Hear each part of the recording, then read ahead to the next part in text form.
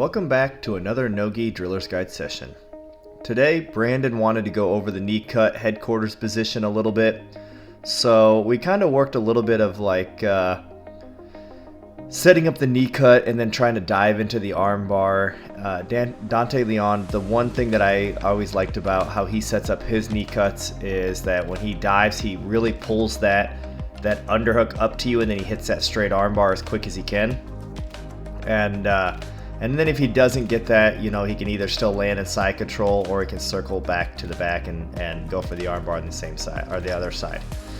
And that's one series. I think it's great to pass the guard, but the submission is always great. That if you can threaten it, you can open up opportunities to get other things out of that.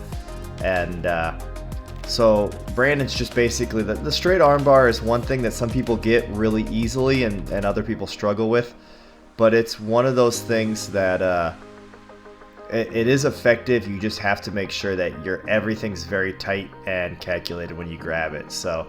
But I'm trying to explain to him, if you catch that underhook correctly, you could go to a Kimura, you could go to the straight arm lock, you could step over and circle the head and get the arm bar on the opposite side. So right now, that's the big thing that Brandon's been working on, is trying to be more comfortable in the headquarters position, and then trying to capitalize on making sure that you secure a submission off the pass. Even if you run into the knee shield, the nice thing is you can still, with a good underhook, still be able to pull it up and then circle to the back and skip the whole knee shield process in general.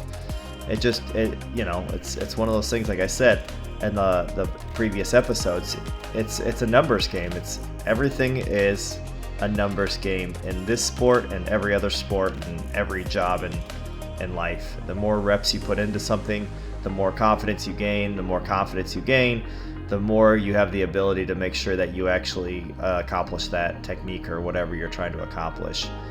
But a lot of people don't actually put the reps in. It's amazing to me, doing this sport for 10 years now, people don't put the actual work into the sport. A lot of times what I see is somebody will drill it 3, 4, 5 times.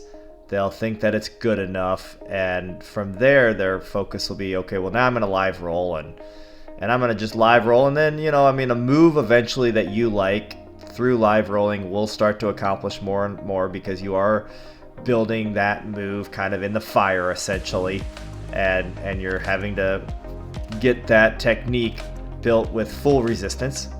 But you're really gonna miss a lot of small details from actually just drilling and perfecting yourself, and actually filling your opponent's shoulder or elbow or hip, figuring out those little light lockout points, those little tightnesses that you can actually know how to exploit. Those is so crucial that you can't always get that during live rolling. So to me, I'm a firm believer of drilling.